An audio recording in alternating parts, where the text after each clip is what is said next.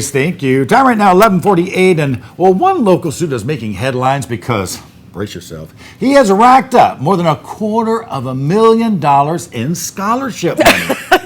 Sorry, you got me when you start waving. Yeah. Yes, that's me, ladies and gentlemen. I love it.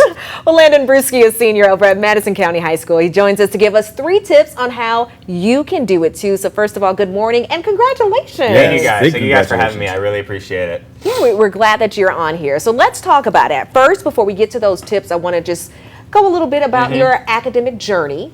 So for someone who may not be the A+ student, can they still go after some of these scholarships as well? Yeah, and I think that's a great question to ask because a lot of these students, they often struggle in schools because they believe their ACT score is what defines their academic journey. I started with my ACT, I had a 21, and then it went up to a 24, and I thought to myself, how much of this academics will be considered for scholarships when I could pursue leadership or community service that could really build my character and growth for the future in college? So when I was thinking of that, I believe that every single student has the most valuable passion to serve other people, and I believe if you can get involved in your school and in your community, that's a great way to show that and express that, and especially for scholarships. You know, you want to have these scholarships see the experiences that you've had and how to grow from that to become a better individual. So I think academics is a great way to build the discipline, but overall, I think for your character and what scholarships want to see, it's the community service that you do for others.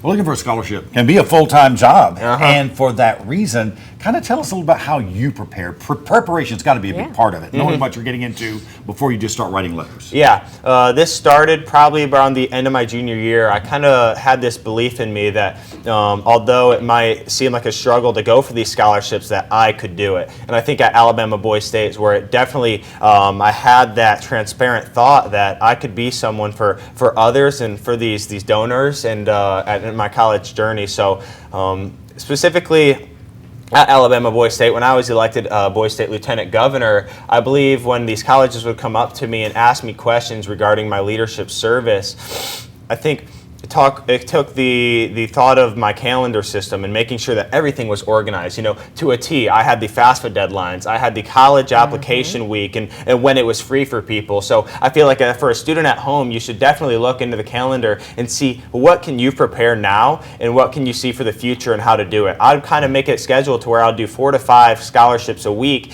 and have it at a routine in the morning so I could build this habit, get consistent with it and disciplined to further go along. You know, it didn't take just one essay to do. It took multiple essays and collaborating those stories into one whole that represents whatever the scholarship may be. But being organized in every single scholarship, because it sounds overwhelming when you say you've applied for hundreds of scholarships, but if you can say that you've done 4 a week or 5 a week, it goes a long way. It does, and it kind of leads into the other points. If we can go ahead and put that on the screen. So the first point that we talked about is to be prepared.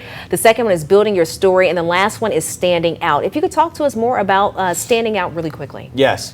When I say standing out, the way that scholarship presenters or readers, they're most of the time English professors or English teachers. Right. And you want to know and understand the resources that you could use, because a lot of you guys in school, if you're a student, have the English teacher that could help you out if you were to ask. You know, you always want to be involved and just ask for that support because it goes a really long ways. When colleges and scholarships are reading your essays, they want to make sure that you are grammatically correct and that you know these things. So by standing out, you want to find a story that relates to the scholarship too. So that's what I find. You can build your story by doing these community service activities and getting the leadership experience, but really how can you relate that to the scholarship? If they're not related, it's going to be something where the presenter is going to see and it's not going to find that correlation. But by for me and volunteering at the Special Olympics or helping veterans, it's something that I could put into a scholarship and really get the heart of what it is they're asking me for. So